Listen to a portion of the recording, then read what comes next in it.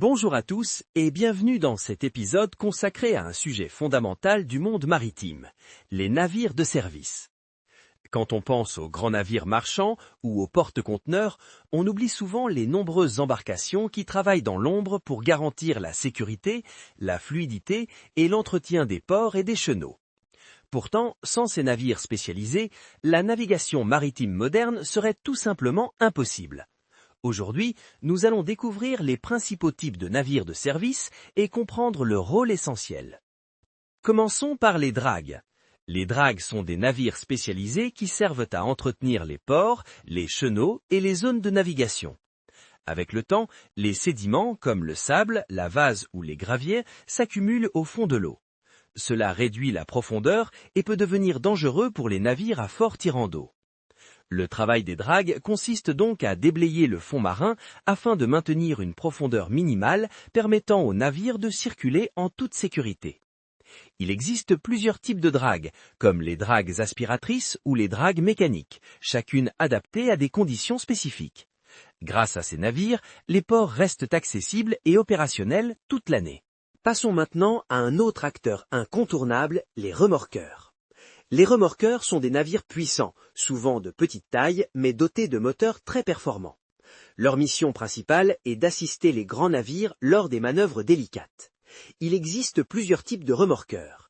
Les remorqueurs portuaires, qui aident les navires à entrer et sortir des ports, les remorqueurs de haute mer, capables de remorquer un navire sur de longues distances, les remorqueurs de sauvetage, utilisés pour porter assistance aux navires en difficulté, et les remorqueurs d'escorte, qui accompagnent notamment les pétroliers dans les chenaux sensibles pour prévenir tout incident.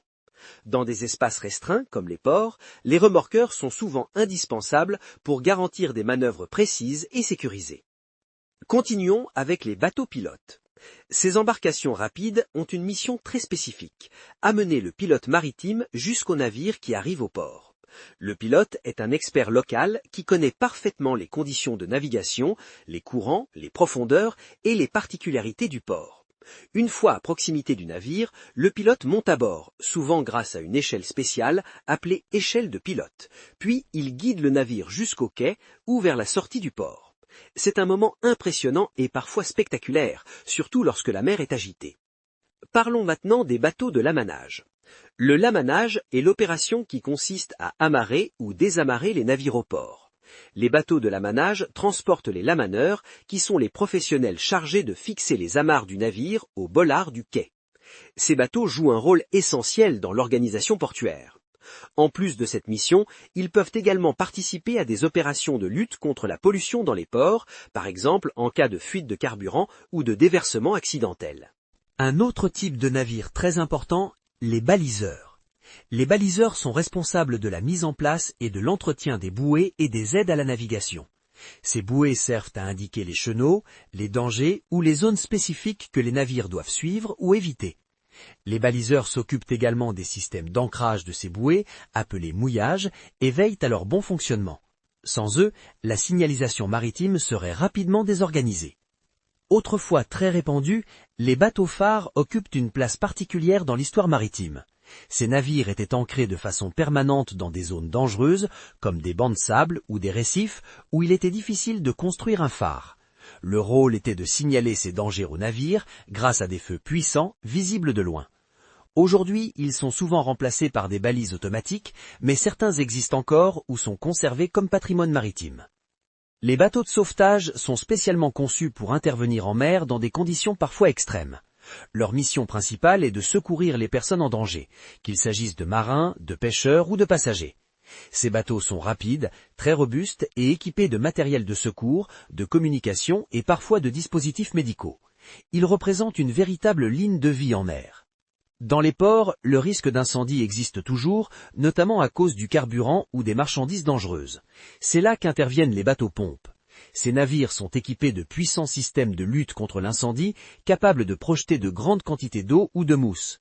Ils peuvent intervenir sur les navires, sur les installations portuaires ou même sur des accidents en mer, à proximité du port. Enfin, il existe des navires chargés de la sécurité maritime et du contrôle de la réglementation.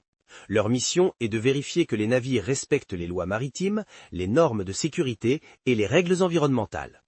Dans certains pays, ces missions sont assurées par des organismes officiels chargés de la surveillance maritime. Ces navires participent également à des opérations de contrôle, d'inspection et parfois d'intervention. Comme vous pouvez le voir, les navires de service jouent un rôle absolument essentiel dans le fonctionnement des ports et la sécurité de la navigation. Même s'ils sont moins connus que les grands navires marchands, ils sont indispensables pour maintenir l'ordre, la sécurité et l'efficacité du trafic maritime. Chaque jour, ces navires travaillent en coordination pour que les ports restent opérationnels et que les navires puissent naviguer en toute sécurité. Si cet épisode vous a plu et que vous souhaitez découvrir d'autres sujets passionnants sur le monde maritime, n'oubliez pas de liker la vidéo et de vous abonner à la chaîne pour ne manquer aucun prochain épisode. À très bientôt pour un nouveau podcast éducatif sur la navigation maritime.